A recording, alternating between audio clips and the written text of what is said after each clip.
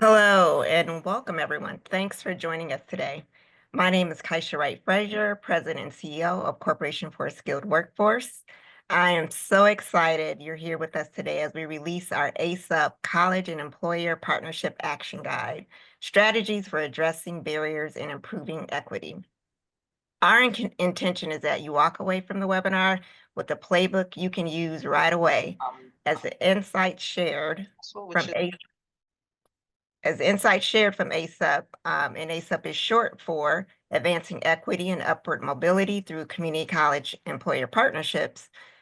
These member colleges and their industry partners offer research, case studies, and practical tools to advance equity efforts in their communities that you may find you can apply where you live. I give heartfelt appreciation to the colleges and their industry partners who contributed not only to this action guide, but who also committed their time to the community of practice. They provided such open and honest discussion, which present opportunities for new directions that are so valuable and keeps us all moving forward together. At CSW, Corporation for a Skilled Workforce, we are committed to our mission of increasing economic mobility, particularly for people of color and others historically excluded from opportunities. We've been a trusted national workforce policy research and systems change, collaborator and partner at the federal, regional, and local levels for over 30 years. We understand that changes happen all around us and we're seeing it. One thing we know is that we will maintain an unwavering dedication to helping workers and learners earn family-sustaining incomes. We believe that access to quality jobs and opportunities for learning are critical to personal well-being. And we address the needs of workers, learners, employers through 5 strategy teams, one of which will be sharing their work with you today, the Competencies and Credentials team. So you're here today to learn about the guide and the work of ASUP. And I'll briefly talk about ASUP. It's designed to uplift strategies that create more inclusive workplace environments that support worker retention and advancement. We began the work of ASUP in 2023 with the community of practice. And we all know there were some very dramatic changes to education and workplace climate surrounding diversity, equity, and inclusion across the states that have occurred since then and now. We acknowledged that change and dug deeper into the experiences of CLP members. Yes. But is there anything Well, specific? originally it was going to be let me make sure I'm silent. Yeah, it was going to be, Yeah. I'm silent. All right. I'll just ask if you're not speaking to go ahead and mute your mics. And as I was saying that there's a lot of changes that's happened in the climate around DEI. And we definitely took that head on and acknowledged those changes and really dug in deeper to the experiences of CLP members through workshopping ideas. We held an in-person meeting along with Department of Labor, strengthening community college grantees. We invited in industry, legal, and education experts to share strategies and answer questions, along with small groups and individual technical assistants to explore ideas, ultimately which led to the development of the guide. ASUP represents a vital step towards addressing systemic inequalities in education and within the labor market. By fostering collaborative exchanges between colleges and industry partners, the initiative is creating pathways to upward mobility for many. As colleges across the country continue to navigate challenges and embrace opportunities, we see the work of ASUP serving as a powerful reminder of what can be achieved through shared commitment and innovation. This work is evolving and it takes time, and we are very thankful for the support of our funding partner, the Lumina Foundation. They've been a tremendous partner in navigating this journey with us, and we have Kermit Kaliba, Director of Employment Aligned Credential Programs, here with us today. And I'll turn this over to him, and after his remarks, you'll hear from CSW team members, Dr. Jenny Poole and Dr. Diamond Dickerson, as they dive into the action guide. Thanks for joining us, Kermit. Thank you, Kaisha. Really appreciate the opportunity to be here and Thank you to everyone who's joining the webinar, particularly those of you who are coming to us from ASAP colleges or employer partners. We've really appreciated the opportunity to partnership with Corporation for a Skilled Workforce on the ASAP project. I wanted to share a little bit about sort of Lumina Foundation, why we decided to support this project. So if you know Lumina Foundation, you know we are one of the nation's largest private foundations focused on post-secondary education and training, and we're probably best known for the two North Stars in our giving. The first is our commitment to credential attainment. So back in 2009, we set a goal that by the year 2025, we wanted 60% of US adults between the ages of 25 and 64 to have a post-secondary degree or credential of value by the year 2025. And that's coming right up.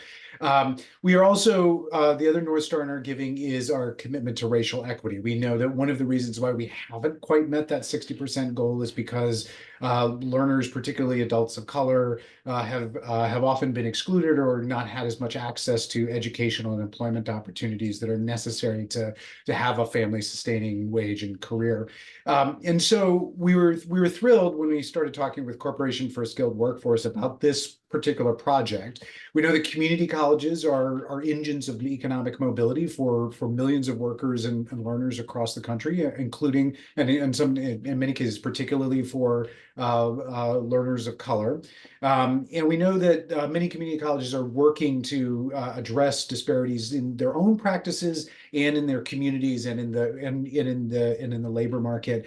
What was really exciting about this project from our perspective was the ability to sort of dig down deep, both with the community colleges and with their employer partners. We know that there's a lot that institutions could be doing to address inequities in our labor market and in our society. But it's really important to be doing that work in partnership with employers and understanding each has a part to play in expanding opportunity and helping give more people chances to move up and advance in the labor market. So I'm excited to hear this presentation. I think if you haven't had a chance to download the action guide, I strongly recommend that you download it. It's got great tips and ideas about how colleges and employer partners should be thinking about equity in particular. And I'll close my remarks by again thanking everybody for joining the webinar, and thank you to the great team at CSW for their hard work in building this cohort and in measuring and tracking the lessons of this cohort and the great members. So thanks so much. All right. Just getting things switched around a little bit so we can have some slides. Awesome. So thanks everyone for joining us for today's presentation. The purpose of the action guide is to support colleges in building capacity to engage in equity-driven work, which advances upward mobility for those traditionally excluded from educational and workforce success. And again, if you haven't gotten your copy of the action guide yet, here's a QR code, and we'll also put the link in the chat.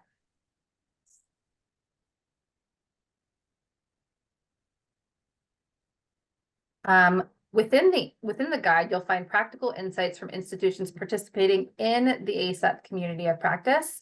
I'll also note that this guide offers some insights for colleges partners, including industry and employer partners.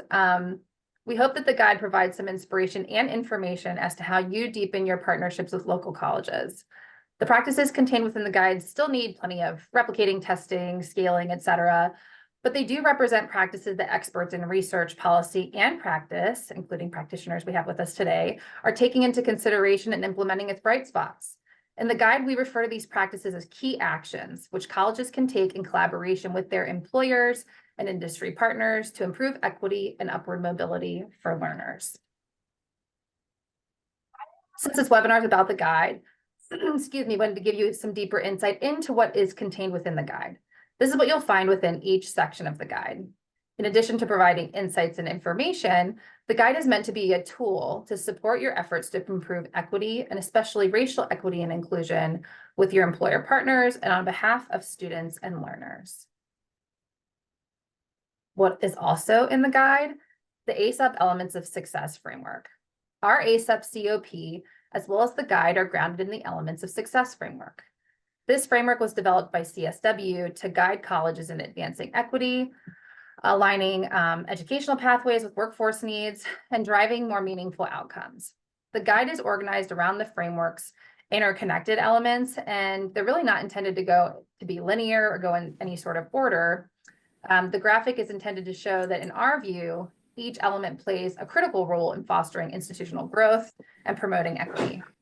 And as myself and Diamond move forward with the key actions in the guide, we'll share a brief definition of these elements of success.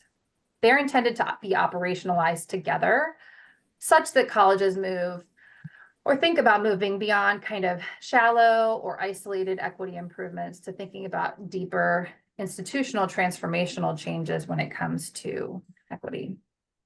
So when thinking about the guide, I think it's useful to consider that the work we hope the guide supports is headed in the direction of transformational changes.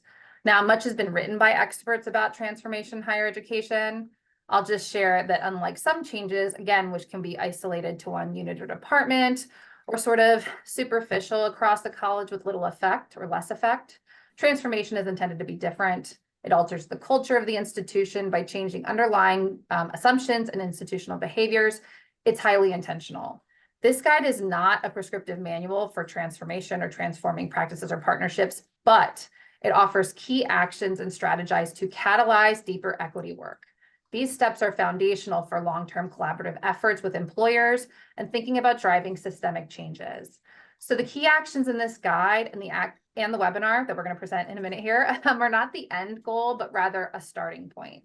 They're meant to inspire colleges in working with your partners to reflect, engage, and take the steps toward creating a culture that advances equity, and especially racial equity and upward mobility for learners.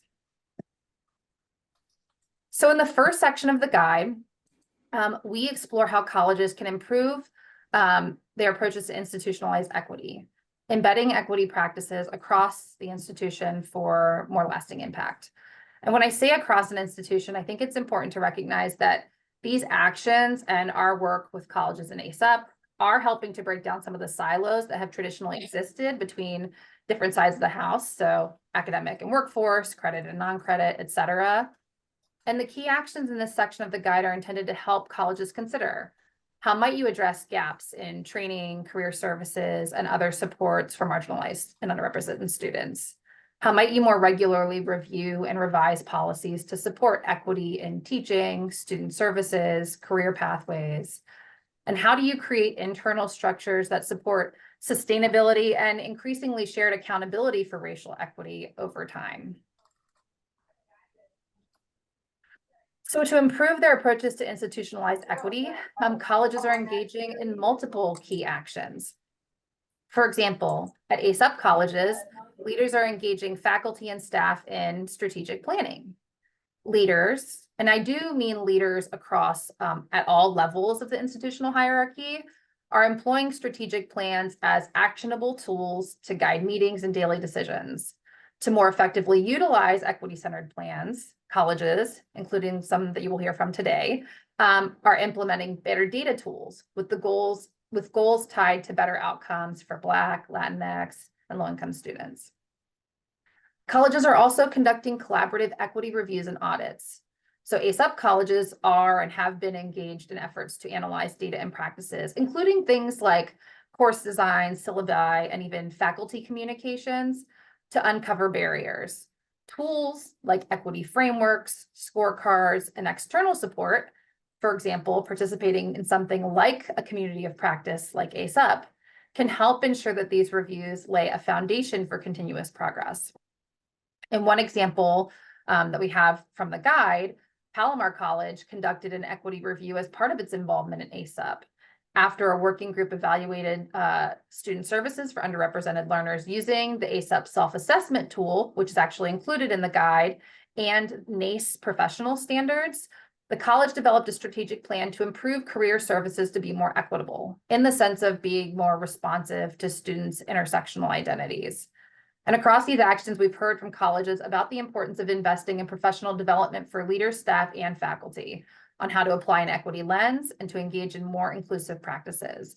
This kind of professional development can help shift culture and shift how staff are interacting in their day-to-day interactions with learners. So by taking these actions, you'll note in the guide, we also refer to intended outcomes and potentially some metrics you could use to measure progress. But by taking these actions, colleges are advancing institutionalized equity to short and long-term effect. Our action guide includes more information on the outcomes that these actions would ideally lead to and possible metrics for observing improvements. But for example, colleges, in engaging this work are ending up with comprehensive equity-focused action plans, which address systemic gaps.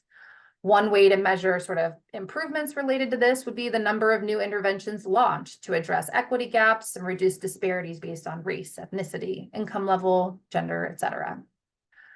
Colleges are also ending up with new processes for continuous improvement. One way to measure continuous improvement early on, well, especially early on, would be something like the number of program updates, which reflect up-to-date student, alumni, and employer feedback. Now, in the second section of the guide, we explore how colleges can align policies and practices with industry and employer needs to improve learner outcomes and experiences.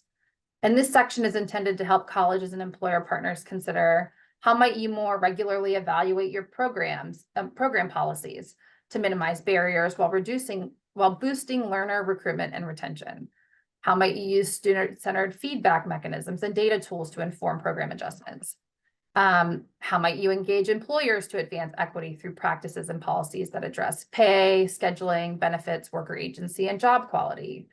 The experiences of ACE UP colleges tell us colleges can take action to improve support for business and industry demands while advocating for more inclusive hiring and retention practices.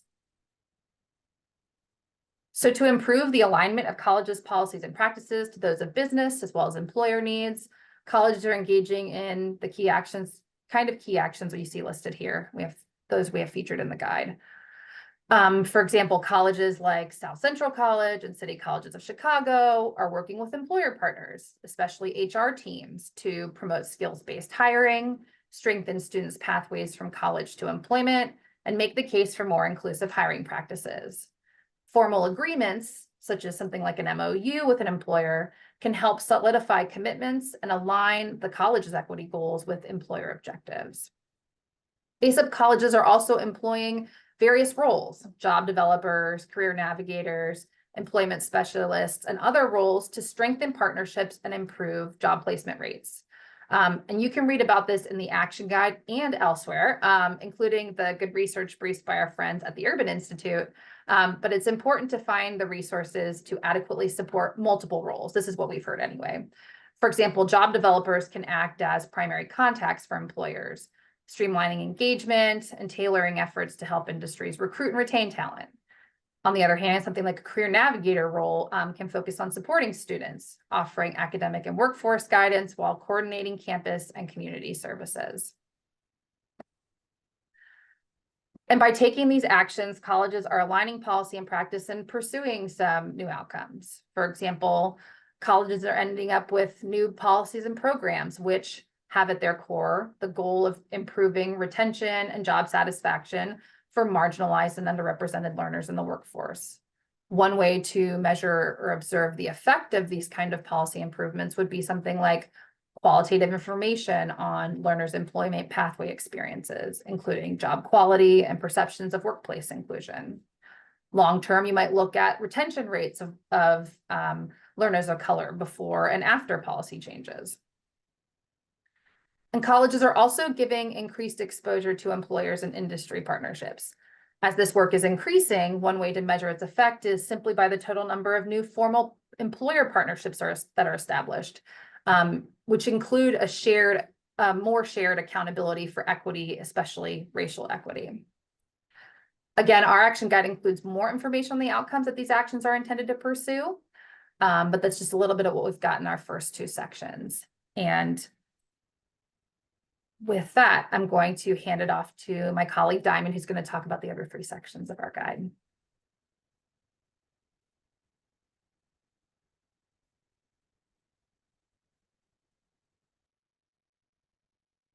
Hey everybody, it's good to see you all here. Thanks, Jenny, for that introduction and for going through those first few sections of the guide. I'm going to be going through the next three sections, which is optimizing employer partnerships, enhancing student services, and data-driven decision-making. So for optimizing employer partnerships, when we think about partnerships with employers, we believe there's a clear goal, and that is how to create a connection that is truly meaningful and works for the students, for employers, and for our communities.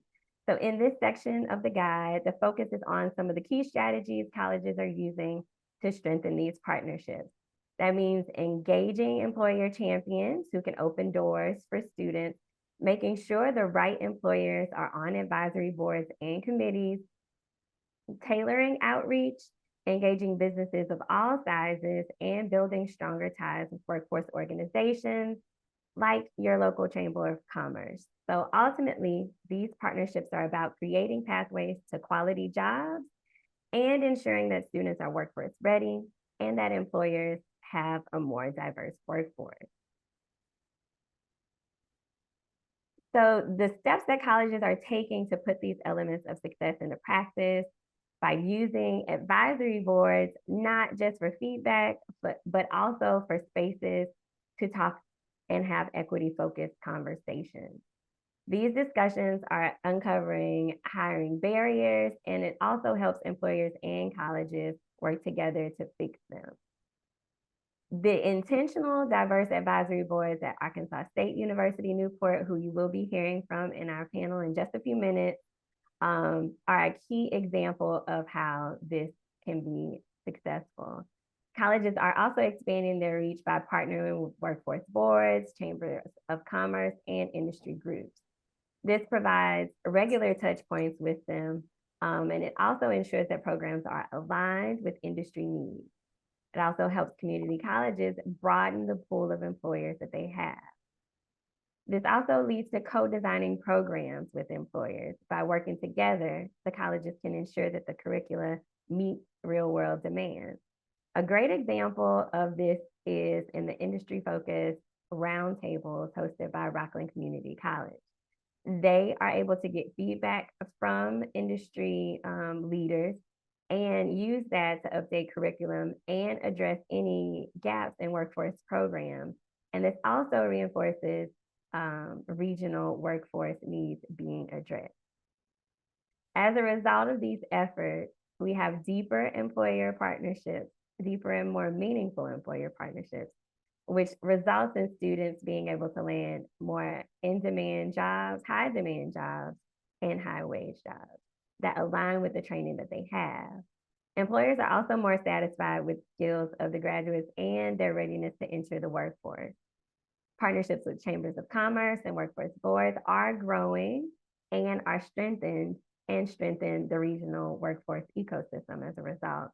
This also provides employers with the opportunity to adopt more equitable hiring and workplace practices. To measure the success, colleges can track things like job placement rates, the number of new participants or partnerships, formed, and feedback from employers.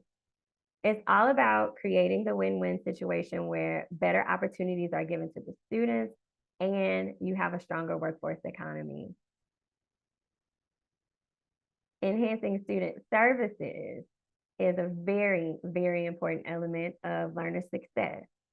But we know that it can face challenges, right? Limited resources, staff turnover, competing priorities, all of this can create barriers for how we enhance student services. But still, we ask the question, how can we create services that are inclusive, sustainable, and designed to meet the student needs? So this section of the action guide focuses on recruiting and supporting underrepresented students, addressing barriers in workforce programs, using holistic supports, and improving pathways from credit to non-credit or non-credit to credit. It's about creating a system where every learner can succeed. So colleges are taking big steps here to enhance student services and to address learners' needs. They're strengthening recruitment of underrepresented students, leveraging the power of social media to get students represented in their programs, I, for one, can definitely say that there are several new hobbies that I have from watching a 1-minute video on social media, and the same can be true for our learners, and it is a way to engage them. They're also addressing barriers through wraparound supports like food pantries, career coaching, and emergency funds. By improving non-credit to credit pathways, students can transition more seamlessly. And these actions are all centered in students having the academic, career, and social supports they need to be successful. And there are clear results. Colleges are seeing higher retention and graduation rates among underrepresented students. Students are transitioning more successfully from non-credit to credit. And this is opening doors for students to have higher paying jobs. Metrics like increased enrollment from underrepresented groups, improved program completion rates, and feedback on equity-driven policies can show how efforts are making a real difference. And it's really about building services that meet the needs of the students where they are and help them to succeed. Finally, when it comes to data, the big question is, how can we use it to make smarter decisions? And decisions that really serve our students. So colleges face challenges like accessing the right data, figuring out what the data means, what it's saying, and how to use it and who to share it with. And data is a game changer. So using labor market data to shape programs, combining different types of data to guide your improvements, and building partnerships to boost data capacity are some of the key items that colleges are using to make data-driven decisions. These actions help us not only align programs with the workforce needs, but it also helps to close equity gaps that are uncovered by the data. So what are they doing with the data? Good question. First, they're using labor market insights to design better programs. A great example comes from Grand Rapids Community College and their use of employer feedback, matching it with labor market information to strengthen their medical assistant program and address skills gaps while boosting enrollment of underserved students. Colleges combine numbers with real voices. Think about your focus groups, surveys, feedback that you get from alumni. Also, as we've talked about already in this in the webinar, feedback that you receive from employers. All of it is valuable. All of those insights can be used to paint a fuller picture of what students are experiencing and what employers are experiencing. You get to hear from city colleges in just a couple minutes, but I did want to mention one of the examples from Truman College and how they revamped their auto tech program after receiving feedback from local employers, specifically about skill gaps. This highlights the importance of not just having continuous feedback loops with employer partners, but how it can also lead to changes in curriculum that ultimately benefit the students. And partnerships do make all the difference. So by working with groups with data expertise, colleges are building tools like data dashboards, which we're excited for you to hear more about today, and innovation teams that dig deeper into the data and drive change. These are all practical steps colleges can take to align their programs to improve outcomes and support their students.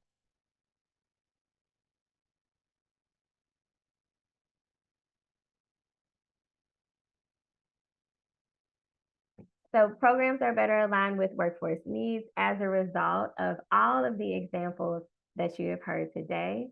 How colleges are measuring their success is also a key feature of the guide, and we really hope, again, that you will download it. Take a look at the other examples that are provided. There are a number more, and we are really excited to have you not only use them, but the metrics, as well as the self-assessment tools that are built into the guide. Next, we're going to get the strategies brought to life by our panelists. So I'm thrilled to pass it over to Melissa, who will be leading a panel discussion with some of the ASUP colleges, members of the ASUP colleges. They'll share their real experiences and insights, and we'll get to learn from them. So Melissa, I'm handing it over to you. Thank you so much, Diamond and Jenny. As Diamond mentioned, I'm Melissa Goldberg. I am the Director of Competencies and Credentials at CSW, and so thrilled to see all of you here today. Before we move on, I'd just like to mention to folks to feel free to type any of your questions into the chat. We will have a chance to respond to them a little bit later in the webinar. And now I have the pleasure of introducing 3 of those college practitioners who you've been hearing about, who are going to give you a deeper picture of their work. And so they are Dr. Jeree Bryan is the Dean for Academic Success at the University of Arkansas Newport, or ASUN. She is an experienced educator, researcher, and academic leader with a strong commitment to STEM education and community development, and her work reflects her dedication to creating opportunities for learning and growth in her community. Next, we have Corey Young, who currently serves as Executive Director of Apprenticeship and Workforce Solutions with City Colleges of Chicago's Economic and Workforce Innovation Division. He's responsible for building and leading a system-wide work-based learning and talent pipeline strategy that unlocks transformational career opportunities for City Colleges students and fuel the Chicago workforce with diverse talent that is prepared to meet the needs of the economy. And we have Sean Terrell, who's the Associate Vice President for Research Planning and Grants at J. Sargent Reynolds Community College. In that role, he leads institutional research, strategic planning, and grants implementation. So maybe we could take the slides down, and thank you. And Corey, let's start with you. At City Colleges of Chicago, you're working on effective ways to use labor market data to inform sector strategies, tracking student progress, and working with employer partners. Can you tell us a bit about those efforts? Yeah, thanks, Melissa. And I think one of my colleagues is going to present on somewhat of a similar topic. So I'll touch on that, but some other elements of the work as well. But I just want to start by recognizing all of you for bringing this group together over the past year, and particularly to Jenny, who kind of keeps the Chicago team on our feet, and just appreciate the time and ability to kind of work through issues. So I'll start by saying, when this project started, we're fortunate to be at City Colleges, where we have for several years had a very direct North Star as far as our equity deliverables, and they are ingrained in every piece of work that we do. But interestingly enough, from workforce, where I sit, so really at the intersection of academics and the industry.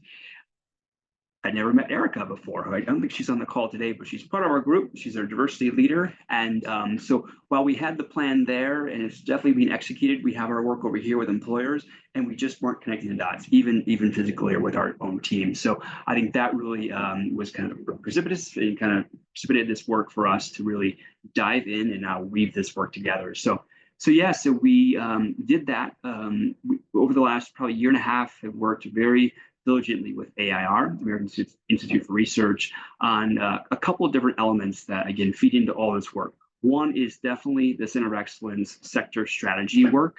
And then 2 are kind of the auxiliary pieces where industry engagement is definitely a piece of that, where we're utilizing the labor market data very strictly to inform our programs and our work, but then also the employer engagement and all the things that come with that, particularly work-based learning and the employability skills training. So that, in a nutshell, is kind of our project. I think kind of where the work has morphed into my world was we're moving to a space where, we know that doing work-based learning in a lot of our different programs are clearly delivering on equity.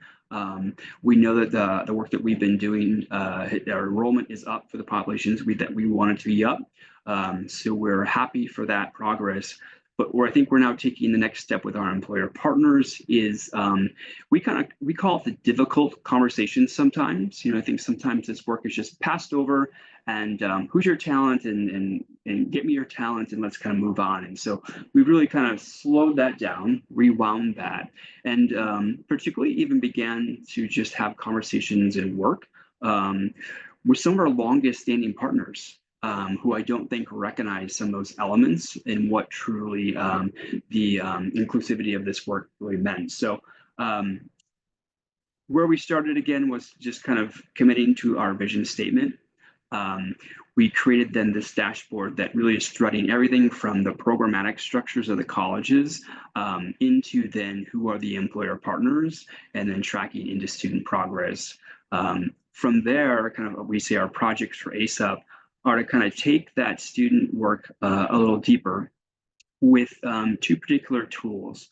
One will actually be an instrument where our teams will equip our teams and at all of our colleges to have, again, as we call these difficult conversations, and press our companies on what are their true commitments to equity, in whether they exist or we have room to grow. Kind of the concept is that they're not always the easiest conversations to have, or not all of our college staff know necessarily how to navigate those conversations. So this guide will hopefully help them, equip them to do that. And then the second I heard was just mentioned is this skills training. And so we're creating an instrument also to push beyond the top 10, right? Communication skills and teamwork, and really push on our employers to define, okay, if you've selected teamwork as connected to this specific industry or this career path, what exactly does that mean? So then we can then integrate back into classroom and upstream, the different concepts that they need to be employing. All this is happening in a combination of dashboards. We have one that AAR created for us, and then we have our institutional dashboards. And so the institutional dashboards are very much connected to the main pillars of our equity work. And I think as far as we think about what has progress look like, it's everywhere. It's every day. I think you're probably going to ask me a question, so I want to answer it. But it's topical, and now the work is aligned. So I'm not sure how much longer you want it to go, but. This is great. Thank you so much, Corey. I mean, one of the things that has come up, I would say, among and across our ASAP members has been this whole notion, I'll pick up on this idea of having these difficult conversations with employers, and where do we start? And this whole notion that you've created this guide to help folks know how to begin those conversations and how to approach them, I think is just huge and can really have big impact. And also this notion, and I think we're going to hear about this across all three of you, of the way that you're collecting data and using dashboards to kind of measure this progress. It's just so it's so important and so useful, I think, for folks internally and externally to have access to that information. Thank you. So, Dr. Bryant, what about at ASUN? Can you share with us some of the work that you've been undertaking to create opportunities for economic mobility in the Newport area? So it's kind of funny because I realized that our entire team all started their roles in the year before we got accepted into the cohort. And in reality, in some capacity, what we learned together and our conversations together has informed the way we've actually crafted our own positions. And so we've kind of built in some of these elements of success innately into the way we do our jobs. And let's see, I and Dr. Grady, who came to ASU as the Dean for DEI, were both in inaugural roles for the institution. So in that sense, the school had already started to invest in some of this capacity, but the ability to work with ASAP to bring together our team, which includes our Director of Workforce Development, includes our Dean for Applied Sciences, me in academic success with oversight of our early college programs and grant development, and then Dr. Grady with the lens on equity and diversity and inclusion, has actually created sort of a power team to inform the institution, and quite a bit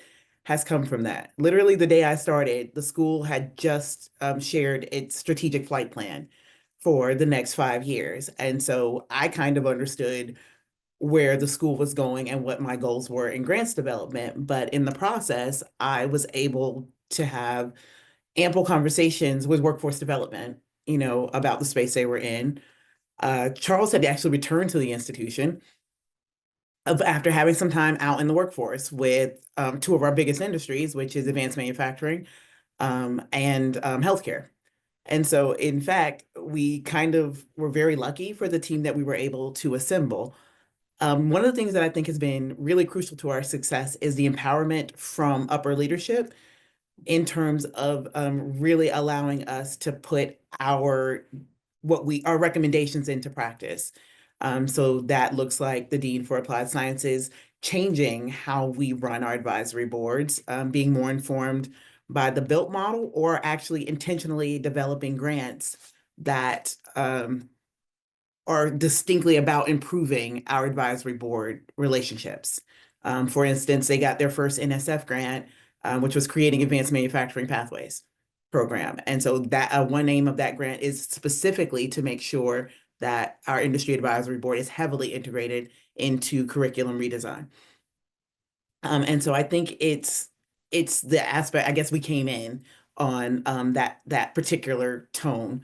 And also Dr. Grady doing work. Since we've joined ASAP, we have joined the Achieving the Dream Network with an institution that understands where we were in equity work and how much more we had to do. That looked like hiring a new director of institutional research, a skills-based hire, because we knew that we were lacking that particular skill set, and that role was actually brought on as our first remote worker, because we really wanted the talent to be able to do what the institution needed instead of who was available around the institution. And so I think making smart decisions in that capacity has been super critical for us to be successful. But I also think that it is the actual integration. We've dropped our silos, and we've had a lot more conversations across people with oversight of the early college programs and people dealing with equity, new majority learners. So Dr. Grady is over the adult education program. And so, like, her insights about that particular population, one in which the state of Arkansas is very much encouraging to enter the workforce after completion of that program, it has allowed us to actually be better prepared to serve those students' needs. Also with the redesign of our institution, we've actually had quite a few new positions, but it's a plan to be very intentional about serving the needs of our students, but actually, showing the needs of our students. And that was not something that I think we were doing well as an institution.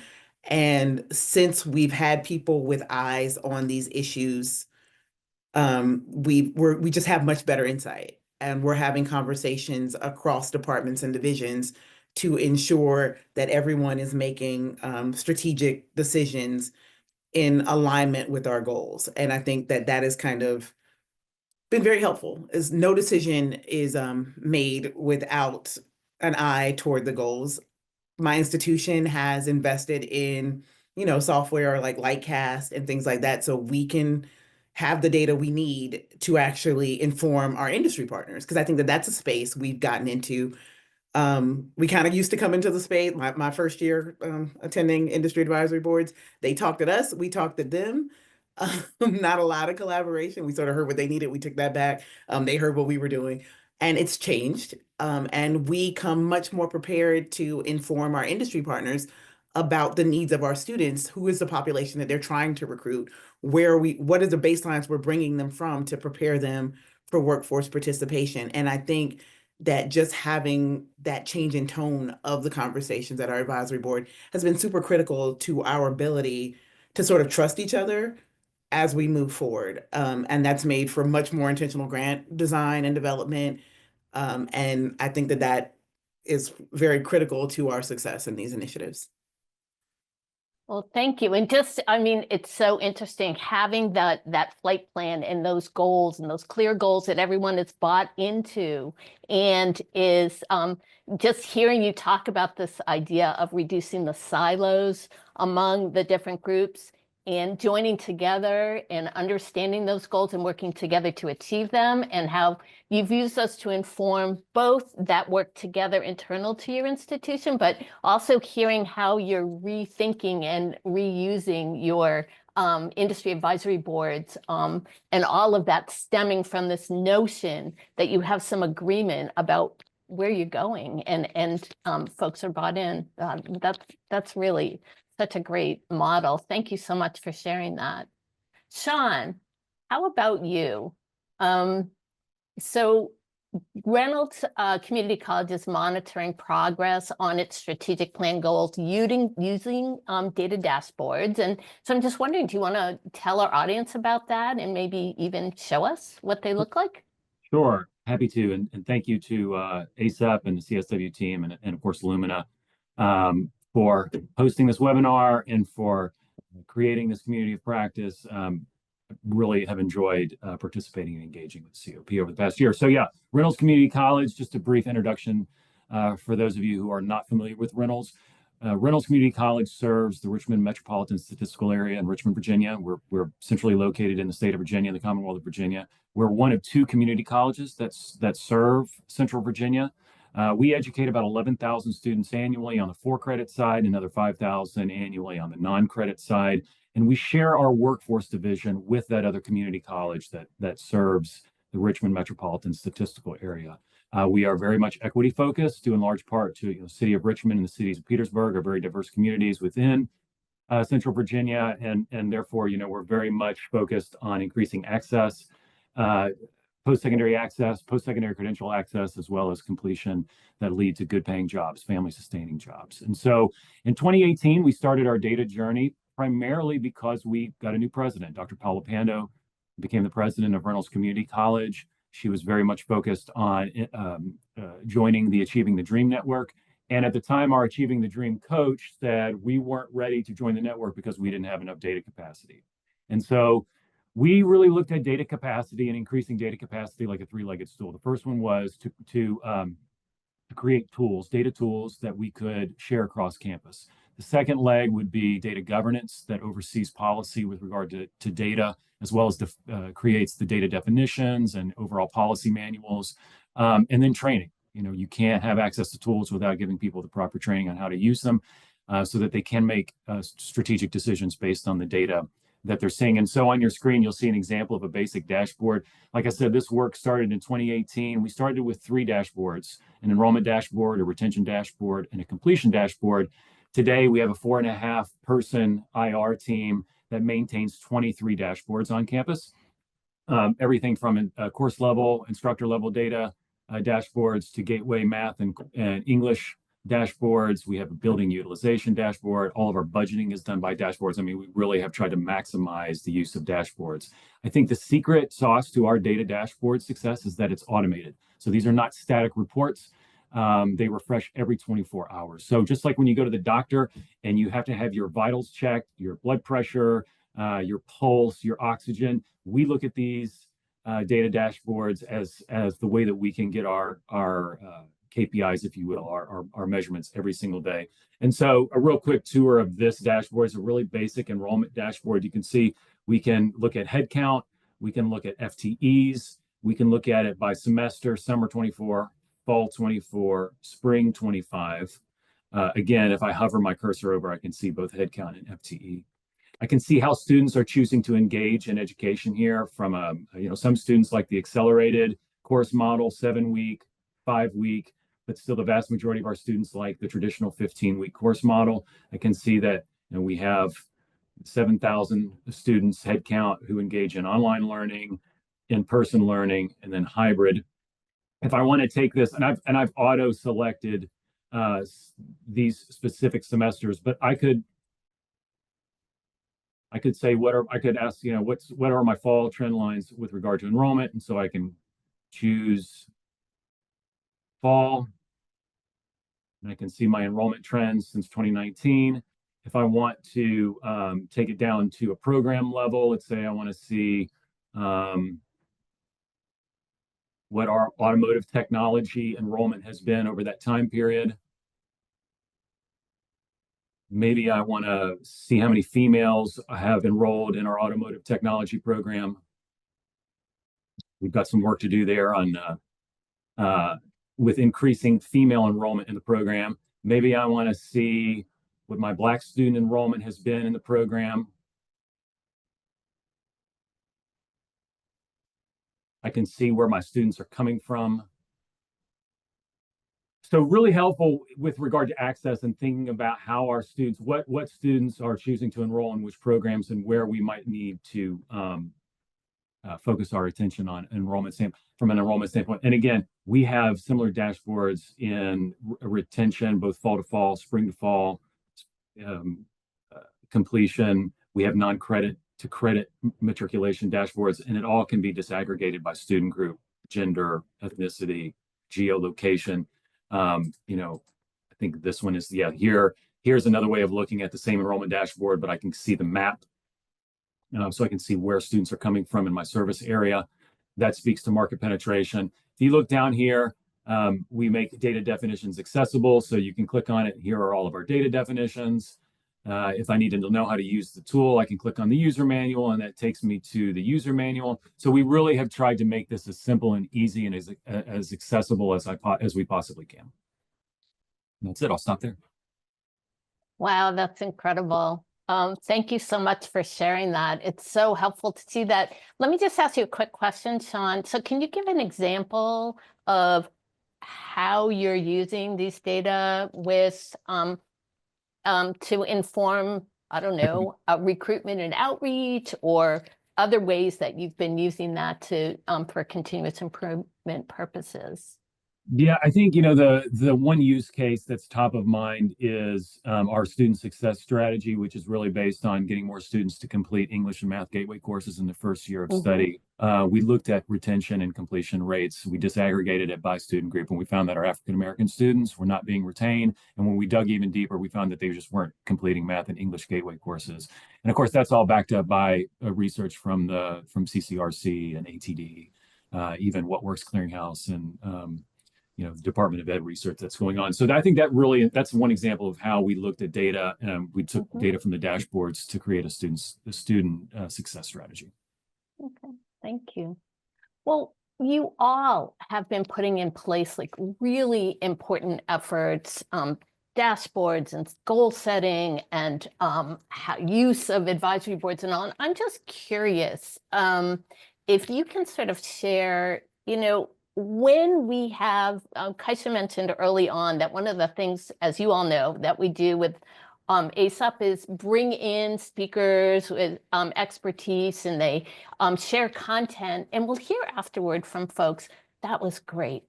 Help me figure out how to operationalize what I'm learning to my particular area or locality. And so I'm just wondering if you can sort of share what's been essential for all of you in terms of being able to operationalize the work that you've been describing. I don't know, Dr. Brian, do you want to jump in? So I think it's actually buy-in from everybody else. I mean, like, there's leadership knows the goals and kind of has the concept of outcomes, but this is not a lift we can do alone.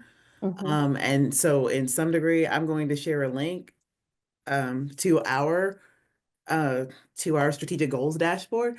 But like, one of the things that the institution did was like, how do we keep track of it? How do we let everybody know that we're making practice? And so they implemented our bridge goals since I've been there. And what we do is we're tracking individual goals in our own realms, but also institutional goals. And we all benefit if the institution is making progress on those goals. And that has allowed everyone to have buy-in in making progress on that. And we know that if we're not producing, people that are getting the jobs in our industry partners, what are we doing? And so being very intentional about that, but also figuring out ways to incentivize it for everyone makes it easier to push forward in these efforts. That's really helpful. Thank you. How about you, Corey?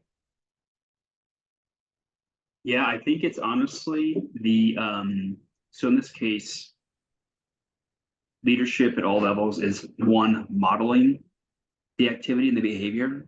It's everywhere. So every time, for example, Chancellor speaks, he leads with the message, right? Socioeconomic engine for our city, our community college, and then also the return on a more just community. And so I think, that it's resonating to all audiences.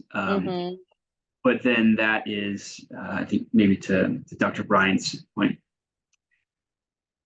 everyone's on board then, so provost, and so we literally was a dashboard rolled out to all the leaders last week, where plus our data support team who built the dashboard, and they're the ones that know where to harvest the data. It was the first time everyone got to see this particular dashboard tracking similar things that we just saw. And so the activity is now to be connecting the dots to make sure all of our data is feeding into the right thing. But I think what's important about that is that we're all not on 40 different dashboards. They have done the work, and we are now on the same. Everyone's working toward the same thing, and we're not having goals over here that are maybe fictitious or separate. My work, everyone's work, admissions, enrollment, financially, we're all feeding into that again, that North Star. And so I think just that intentionality of the last 4 or 5 years, where it's always in front and it's always the North Star, I think makes it then easy to adopt. And because we talk about it and institutionalize it so much, that everyone kind of knows what's going on. So I'm hearing from both of you, leadership and also everyone sort of buying in and understanding what the goals are has really helped to move this forward, and having the same information. How about you, Sean? I agree with both of those. I would add, it's messy and it takes a while. It's a culture build. Getting leadership on board when it comes to data is, usually a pretty easy hurdle. You do have to financially get them to prioritize it because it's not free. But getting the campus to buy in and trust the data that they're seeing is a whole other story. And that really takes time, and you got to chip away at it. I will say that once you unleash data tools on a campus and you really unleash them, in other words, you let everyone access them, beyond just the trust in the data, you really, and candidly, this is where we're at. We have so much data coming at us, both qualitative and quantitative. We really need to focus on what are those key metrics we want to pay attention to and stay focused on those metrics, because it can be a little overwhelming at first, see a lot, see nothing, see a little, see everything. So I think having the discipline to be able to continue to focus on your key metrics while you unleash these data tools is also critical. That makes so much sense. And I love the way that you say that. See a lot, see nothing, see a little, see everything. I think that that's such a smart way of thinking about this. I'm going to shift the question a little bit. As you all know, our ASUP is Advancing Community Equity and Upward Mobility, and their equity work in some cases has been kind of an aside at different institutions and sort of an add-on, and you all seem to have it integrated into all the work you do. And I just want to know if you can talk about how you found ways to embed this equity work into your everyday efforts, rather than having it be kind of an add-on or an aside. I don't know if anyone wants to jump in and go first on that. Sean, I'm going to ask you to do it. Okay. Oh, I'm sorry, Dr. Bryant, you unmuted. Go for it. I was going to say, well, as grant developer, it's kind of easy. So I kind of have a power position for making sure that when we develop our proposals, we are developing our proposals with equity in mind. And so it's just been consistent that I asked a question of my faculty and whatnot, like, who are you considering everyone, And actually, it's just kind of important now because we need to consider everyone for enrollment numbers and to serve the needs of our industry partners. And now that our industry partners are clearly articulating their needs, it's much easier to say that we can't keep doing things the same way. We can't keep thinking of the same traditional undergraduate student and hit the metrics because the data is there. And so it's for me, at least in my work, it's quite easy to integrate that. But I think that conversation is also easier to have because the data is there. And so I don't have to speak from a place of feeling. I don't have to speak from a place of moral righteousness. I just have to speak from a place of the data is there and showing that we need to address equity in what we're doing. That is such a great point. And some of you and many of you on the webinar may have read another report that we published recently around equity messaging that Jenny Poole wrote, and we had a webinar about it. And that whole notion of it's in the data. I mean, this is what's there, and we just have the information that shares it. It's a really important message. Sean? Yeah, I mean, we're a community college in a very diverse community, so it's going to be embedded in everything we do. We're an open institution; we don't turn anyone away, so that puts the onus on us to figure out how to, again, make sure that people access of, it's not just them knowing we exist, but it's creating a seamless experience for them from the time they raise their hand and say, I'm interested in doing this, to the time they graduate. And I think that's sometimes where people get hung up, because we can create some pretty convoluted systems that are tough to navigate for anybody. Yeah. And I think too, it has to be so inherent.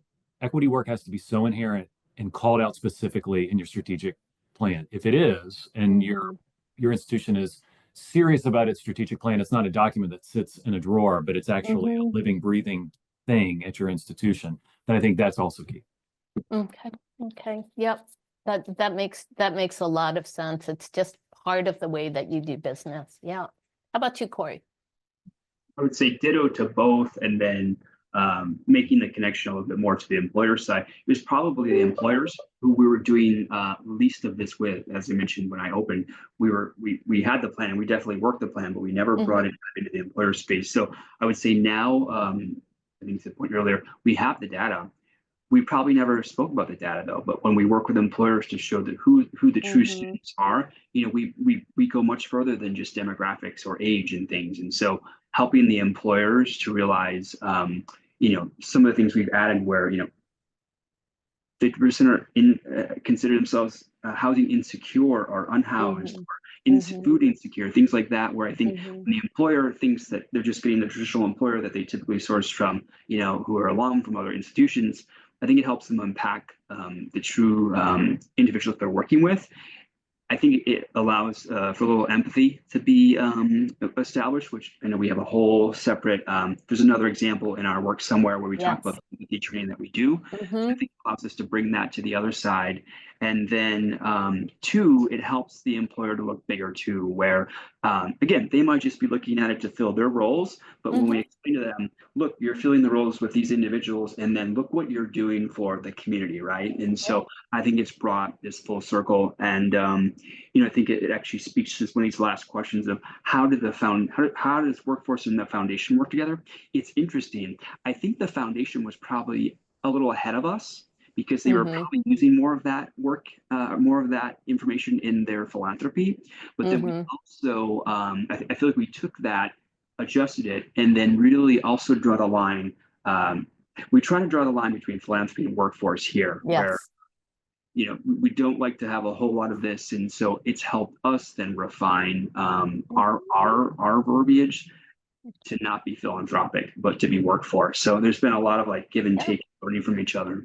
Yeah, really messaging appropriately depending upon who the audience is, and using the same information, but thinking about who's hearing it and what are their interests. Yeah, that's great. I would like to actually ask Jenny and Diamond to join us at this point. I see we have some questions in our chat, and I'm going to put them out there. So one of them is for Sean, and I see, Sean, you've started to answer this, but we might as well put it out so everyone can hear it. Karen Hayes wants to know, sorry, I can't see it. The data 3 have data governance and, so you had data governance and data training. And so Sean, do you just want to reiterate that for folks? Yeah, sure. Data tools, data governance, and then training. Those were the 3 links. Okay, thanks. And then John Wolfkill asks, he's curious, how have advancement fundraising teams and workforce engagement teams translated your goals, data, and priorities in ways that increase fundraising and directly deepened industry partner engagement? And how is this work changing your conversations? And so we did hear from Corey, you shared an example of that. Do the others of you have examples, or Jenny and Diamond, are you thinking about any of the conversations you've been having? I'll just add one thing quick. While our messaging has definitely been refined, we literally are, as we speak, defining what it is that our ask is for workforce. So again, it can be another deliverable we share with Jenny, but we've gone a lot of from place to place from funding, or have never really stepped back to be what does the workforce ask? And so we're literally drafting that as we speak to then do all these different things that are mentioned here. So actively working on it. That's helpful, Corey. Thank you. I can just, the one thing I was going to chime in about is just that I'm just latching onto this comment around translation. And I do think that if you look in, I dropped the link to the equity messaging report in the chat. There are a lot of examples there of multiple specific, because you're asking about specific examples, and it might be easier to read them, but I think there are a number of specific examples in that report as well as the action guide itself. Yeah. Thanks.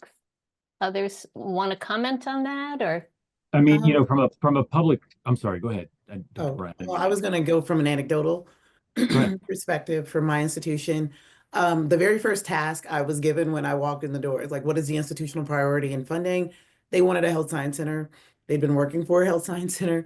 And so year one, my goal was health science center and having to create the narrative. And so that was the conversation of understanding who we were in the state in production of LPNs and whatnot. But it was being able to create the narrative based on the data and the need from the region. And so that looked like conversations with our workforce engagement, our workforce development team, but also it became where I became a consultant to our vice chancellor for advancement.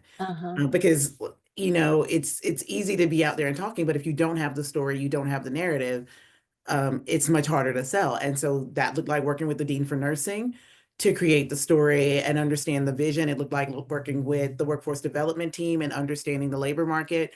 It looked like talking to employers to understand their needs, understand our student success rates and how they were feeling when they got out, and how our employers were feeling about the students we produced. Beautiful story when all of those pieces came together, but all of them were kind of sitting in separate windows. And being in a space to develop this concept, it couldn't be a silo. It had to tell the perspective of all parties that would be affected by this health science center. Fast forward, we've created the proposal. We got EDA funding. He has now secured $7.5 million from, partnerships and from industry partners and from foundations vested in the construction of this building. And so it just had to be a consistent story with input from everybody on what this lift was going to be to have that health science center. Wow. Yeah. That's powerful. Sean, you were going to weigh in as well. Yeah, I mean, similar thing, when you're developing projects, looking externally, I would say, in addition to workforce development boards, also working with your state economic development organization and really using that data. Virginia has the Virginia Economic Development Partnership. They have an immense amount of data, and VOE has an immense, so, using that single source of truth externally from a labor market intelligence standpoint of what's going on in the region and locally and at the state level to develop. But, regardless of whether you're talking to a private funder or a public funder, they're going to want to know your outputs and your outcomes, and that's all based on your internal data. So, I mean, largely based on internal data, depending on if your institution is also capturing employment data. Some are not. We struggle in that area, but yeah, I mean, I think, leveraging your state contacts, which Dr. Bryant mentioned, and then also, being able to access data to tell the story of how that investment worked internally is critical. Okay, thank you. I have a question for Corey. I sort of alluded to it earlier, but I didn't ask the question. And I'm wondering, you had talked earlier about creating this guide to how to have these difficult or start these difficult conversations with employers around equity. And you've spoken about using data for messaging and all, but I'm just wondering if you can share more about what kind of advice you include in the guide. Yeah, in full transparency, as Jenny knows, it's still in development. Okay. But we do have kind of the initial draft. And I think a lot of it starts with just the setting of who is the CCC student. And I think that is probably a shock to most, not a shock, but I don't think most people and employers understand who the community college population is. So I think it leads with that. Then it's followed by just kind of a recap of what are our equity goals and North Stars, and then just goes into a series of questions and prompts to kind of walk them through and pushing the needle on things. Particularly, I know you may have heard my manager, our deputy provost, speak. Our biggest thing is getting employers to look, as she will say, past the 1%, right? Every college wants to just hire like the top 1%. And if we're ever going to get more students, for example, in work-based learning, it's going to require deep relationships with employers willing to take people who are not the top 1%. And so that that is not necessarily, it's indirectly related to equity, but those are the types of things that we've kind of put forward. That's really great. Now, I know that we've heard from some of our other, actually to that last point, some of our other ACE Up institutions where they're saying, well, we're in an environment, we're preparing people with that sort of first rung or first step kind of credential in order to enter and advance. And we're in a community, in an area where folks have, associates, master, bachelor's, masters, et cetera, it's hard to get the attention of the employers for that. These folks that probably have the skills to do many of these jobs or these entry-level jobs, but they're just so used to looking at the applicants who have these higher degrees and credentials. So yeah, it's a really important point. Corey, go ahead. What were you gonna add? Yeah, I was just going to add, that is actually one of the more earlier kind of sections of it too, is just having the conversation of, there's many employers who've never looked for a candidate who doesn't possess a 4-year degree. And so the conversation just starts there with, just walk us through, what's the concept behind that. And so I think that also then helps us to kind of demystify some things, as well as help the employer to look, step back, look at their organization and realize, what is possible. So that is actually a huge element to it, as well as just the just changing the way they've normally done things. And in many cases, no one knows why they even do them. So in some cases, for some, it's a very challenging, it's literally like breaking the seal and I'm not sure what. And I'll be totally honest, there's one institution, we're now 2.5 years into the journey, but the constructs of the institution has never hired anyone without a 4-year degree. And they've realized it doesn't even make sense. There's this whole pockets of roles that can be entry level that have lots of room to grow with or without, beyond that 2-year degree. And so I think for them, it's just different thinking, opening up, and by partnering with us, they will most certainly change, the face of their institution. And I think you've all been talking about these conversations that you've been having with employers and your employer partners, is this whole notion of transparency about what actually it means when someone holds a particular credential, what kind of skills and competencies actually are they able to demonstrate that they have. And I think the more that we hear about skills-based hiring and the more this movement toward transparency and making that clear what it is that someone knows and can do, I think helps move that conversation along. I would welcome if folks from the audience have more questions. I do have another one in the meantime, and that is, in this dynamic environment in which you are all operating, and all of your states have different kinds of policies, et cetera, and things are moving. What advice would you have for our webinar audience as to ways to keep this sort of equity work moving? Yeah, so I'll just put that out to all of you and see if someone wants to jump in on that.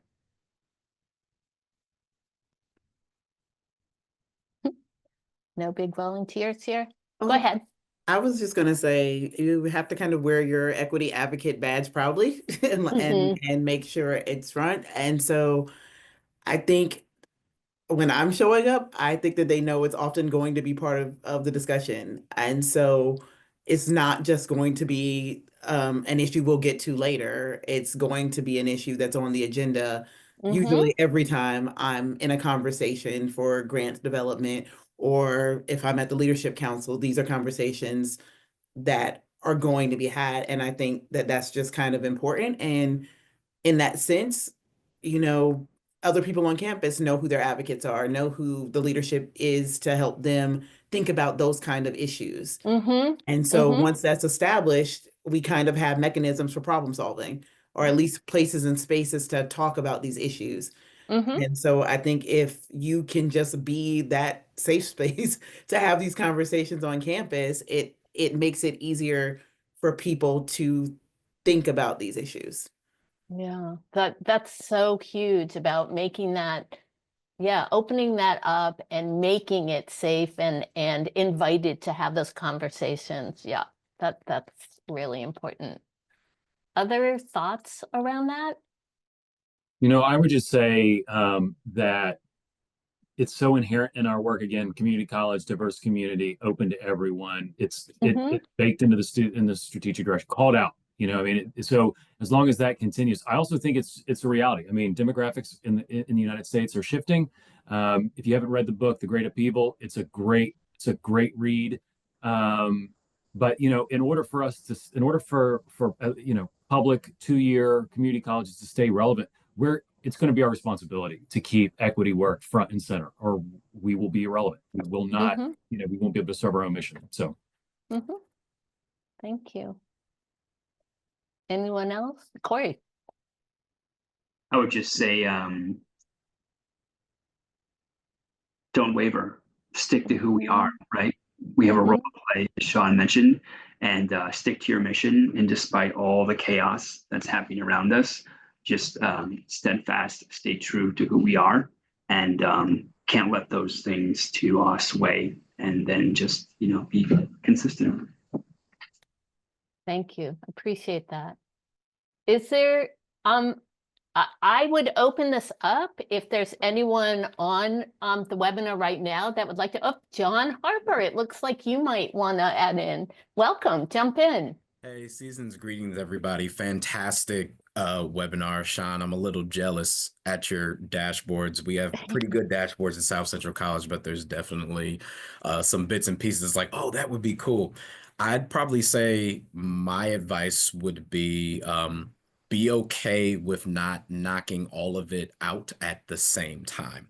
It is a marathon and not a sprint. And so if you can find a way to be strategic and absolutely knock out the things that are the most important and most critical, which is hard when we talk about equity because all of it's important, all of it's critical. But if you can zero in on the things that you can realistically accomplish and be strategic about those things, it sets up the foundation for you to accomplish everything else so much faster. That is such incredible advice. And it's right. It can look like just this huge mountain to climb, and breaking it and doing some at a time and building on that. It really makes sense. Thank you for that, John. And Emily, I don't know if you want to actually unmute yourself and share with us. We'd love to hear from you. Hi, everybody. It's good to see you all. Yeah, I just was listening to this and really reflecting on what has been going on in our DEIA committee and groups here, and conversations I've had with our faculty who there's members of our faculty that have expressed a lot of frustration and fatigue, honestly, in feeling singled out to be the advocate for equity because of how they present themselves, the diversity with which they have a cultural identity that is obvious to everybody, and they get singled out and they are tired of being the only ones doing it. And there's just a lot of kind of general fatigue and then fear because the general overall community is turning away from wanting to support DEIA. And I'm just looking for ways that I can continue to work to empower my colleagues, to keep them motivated, to keep the students motivated, to get things going, keep things going in a positive direction, because like you mentioned, this is not a marathon, it's not a sprint, it's a marathon, and it's a slow going one with some barriers in the way. So it takes work. And I don't want to be having my colleagues feel like it's all landing on them. Thank you so much for sharing that. And I think there are so many others who share your frustration and, are experiencing this challenge. And some of what I'm hearing, even from the folks who are here on this Zoom call today, are things like having sort of leadership articulate this, having it sort of embedded in how things are doing. So it's not one person who has to sort of represent this, are some of the ways, but being able to message that up to leadership, I think, can be really challenging at some points. I'm wondering if folks want to weigh in on this and have some thoughts for Emily in terms of how you all are approaching this, or ideas of things she might try.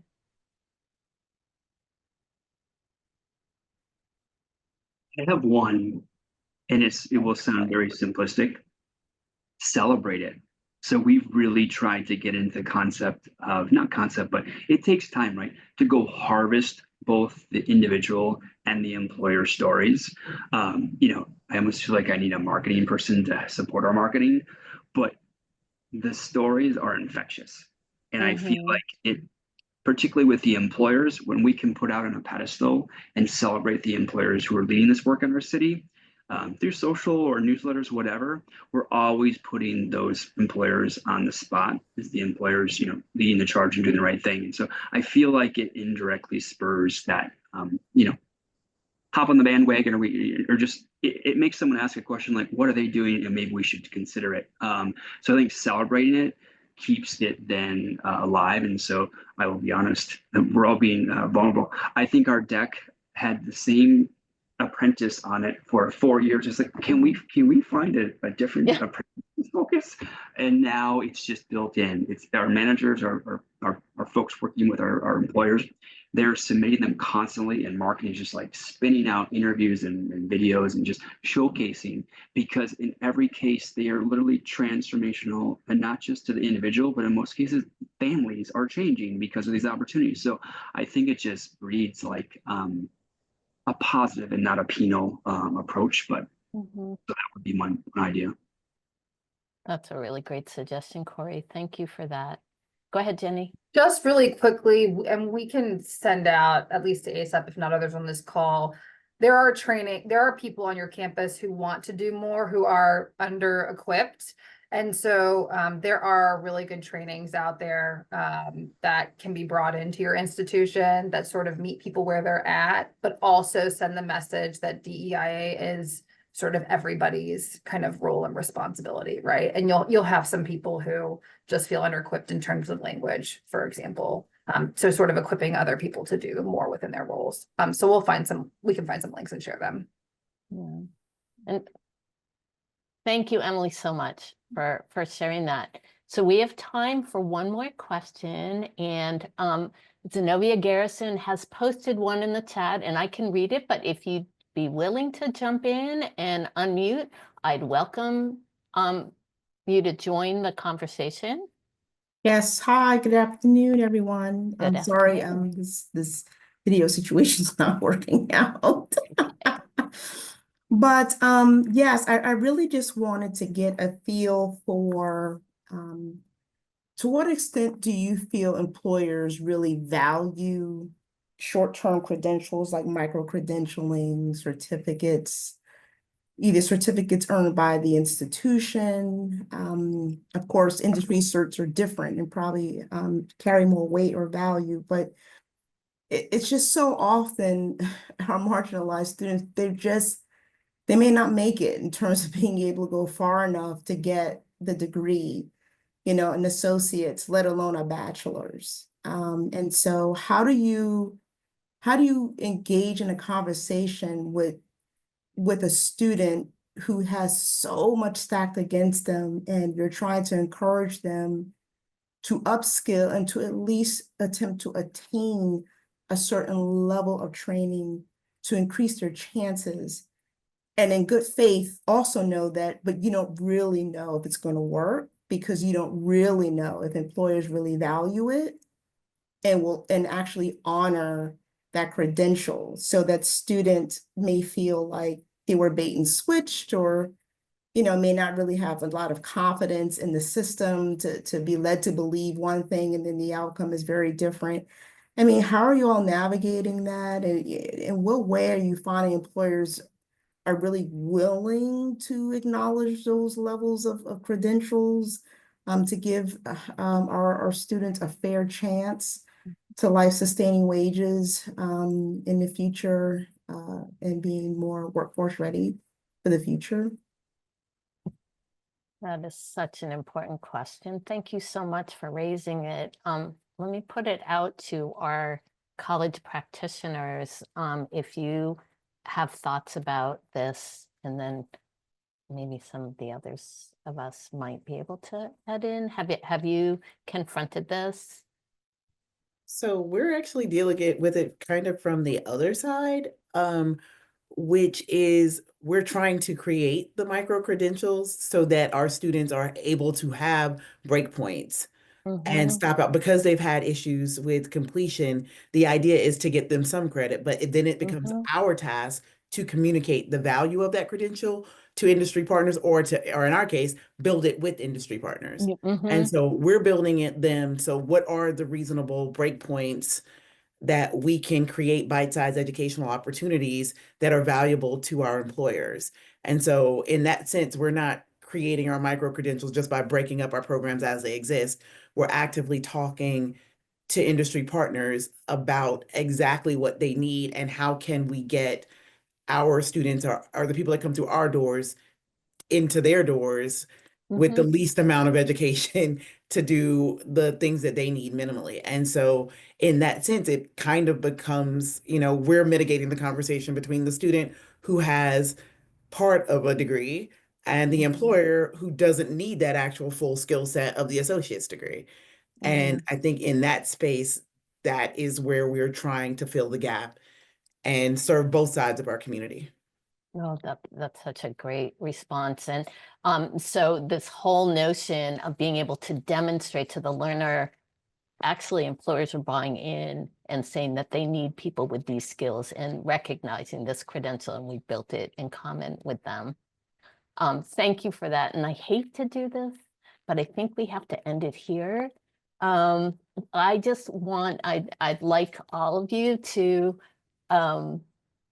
just join me in thanking all of our speakers today, and Kermit Kaliva, Dr. Jenny Poole, Dr. Diamond Dickerson, Dr. Zuri Bryant, Corey Young, Sean Terrell, Kaisha Wright Fraser, and thank you all so much for sharing your expertise and support. And we really want to thank all of you who joined us today. So I'd really like to remind you to download the ASAP Community College and Employer Action Guide, and you can do so by using the QR code that you see on the slide. And also, I think that we have a link in the chat. And let's see, also, if you want to learn more about ACE Up, you can use the QR code or go to ace-up.org to learn more about that work. You can go to CSW at skilledwork.org to see more broadly about our work. And we really want to hear from you. Once you download the guide, how are you using it? What are you doing to create a more equitable labor market in your community? And if you'd like to share your work and maybe have it featured on our ASAP website, for example, reach out to Jenny Poole. And sorry, Jenny, I'm putting you on the spot, but it's jpoole@skilledwork.org to let us know what you're engaged with. So with that, I just want to wish you all a wonderful holiday season. Thank you again for joining us.